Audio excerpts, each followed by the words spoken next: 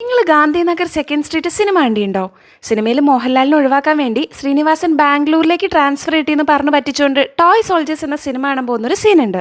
ഒരു കാലത്ത് ചന്ദ്രലേഖയും ആറാം തമ്പുരാനും ഉസ്താദും അത്ഭുതദീപും ഒക്കെ കോഴിക്കോട്ടുകാർ കണ്ടത് ഈ തിയേറ്ററിലായിരുന്നു.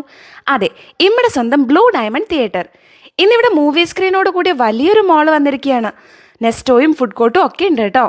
ഇവിടെയാണ് നമ്മളിന്ന് Nunakuzhi cinema first day first show കാണാൻ എത്തിയിരിക്കുന്നത്. ഇതൊരു ജീത്തു ജോസഫ് സിനിമയാണെങ്കിലും ത്രില്ലർ പ്രതീക്ഷിച്ച് വരരുതെന്നും ഇതൊരു കോമഡി പടാണെന്നും പ്രൊമോഷനുകളിലൊക്കെ പറഞ്ഞിരുന്നു. അതുകൊണ്ട് തന്നെ നല്ലൊരു ഫീൽ ഗുഡ് ആയിട്ടുള്ള കോമഡി മൂവി കാണാൻ തന്നെയാണ് നമ്മൾ എത്തിയത്. നമ്മുടെ തിയേറ്റർ അടിപൊളിയാണ് കേട്ടോ. പാർക്കിംഗ് ഫ്രീ ആണ്, സൗണ്ട് സ്ക്രീനൊക്കെ കൊള്ളാം, സീറ്റിംഗ് ഒക്കെ നല്ല കംഫർട്ടബിൾ ആയിരുന്നു. പടത്തിൽ വലിയൊരു താരനിര തന്നെയുണ്ട്. എൻ്റെ അഭിപ്രായത്തിൽ ഏറ്റവും കസറിയത് ബൈജു ആണ്.